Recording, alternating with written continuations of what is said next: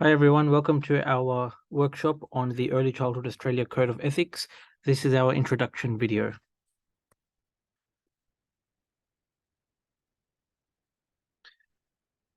The Code of Ethics is about professionals and educators being professionals. So the first question we want to ask is, what are professionals? When we think of professionals, we think of lawyers, accountants, doctors, and entrepreneurs. But remember that educators are also professionals. That means you use your knowledge and skills in order to make professional decisions when you're providing early childhood education and care service to families and children. Today, we're going to look at the core principles of the Early Childhood Code of Ethics. The core principles in this Code of Ethics are based on the fundamental and prized values of the profession. They act to guide decision-making in relation to ethical responsibilities. These core principles require a commitment to respect and maintain families' rights and dignity, communities' rights and dignity, colleagues' rights and dignity, and of course, children's rights and dignity. What are the core principles of the Code of Ethics? Another way of saying core principles is the main points. What are the main points of the Code of Ethics? The first one is each child has unique interests and strengths and the capacity to contribute to their communities. So for example, let's say we have 3 children, Khan, Ali, and Fam. Each of them has unique interests. For example, Khan may be interested in cooking, Ali interested in sports, and Fam may be interested in drawing. Each of them also has unique strengths. Khan may be good at reading, Ali at gymnastics, and Fam may have a great memory. And finally, each of them will have a unique capacity to contribute to their community. So Khan may have the capacity to contribute to the community by reading to children. Ali may be able to become a trainer because of his strengths in gymnastics. And Fam may become a great counselor. The next core principle is children are citizens from birth. Children are citizens from birth. They're citizens with civil rights, cultural rights, linguistic rights, social rights, and economic rights.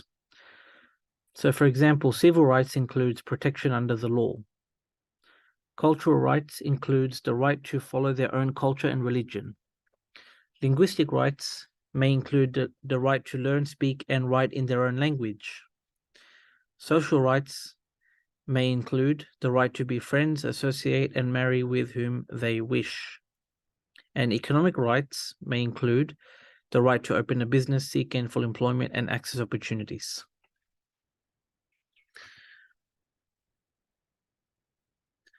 The next core principle is effective learning and teaching is characterized by professional decisions that draw on specialized knowledge and multiple perspectives.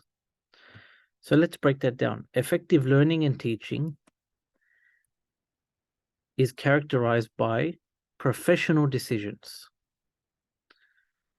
that draw on specialized knowledge. You can see a picture there of the subjects, the study units that are part of the Early Childhood Certificate 3 or diploma. And multiple perspectives.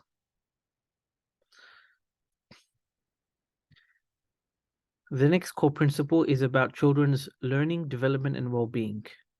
And the question is, who is responsible for the children's learning, development, and well-being? First of all, the families are responsible. They are the first teachers of children, and they're responsible to look after the learning, development, and well-being of their children. After the families, the educator is responsible. And finally, the communities or the larger community is responsible to make sure that we look after all children's learning, development, and well-being. Each of these 3 groups should be in partnership and cooperating with each other in order to make sure that the learning, development, and well-being of children is supported and looked after.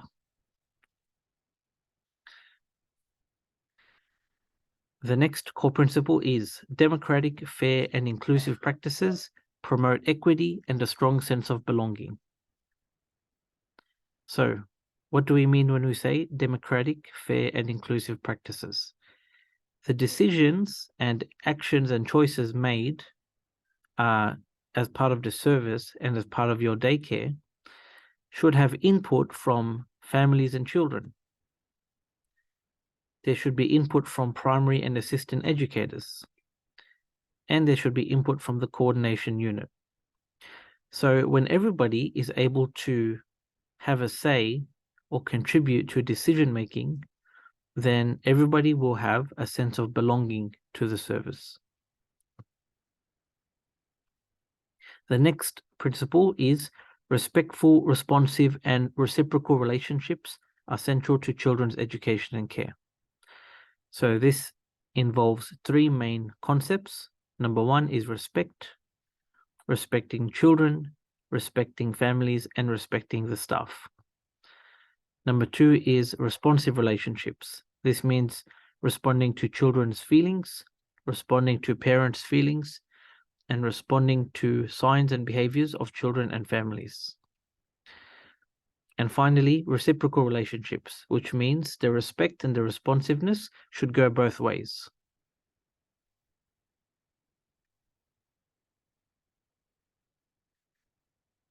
The next core principle is play and leisure are essential for children's learning, development, and well-being. Play and leisure are essential for children's learning, development, and well-being. Okay, that's the end of our introduction video. Our next video we're going to record and upload is about professional commitments to children in the Early Childhood Australia Code of Ethics. Thanks for listening. Take care. Have a good day. Bye-bye.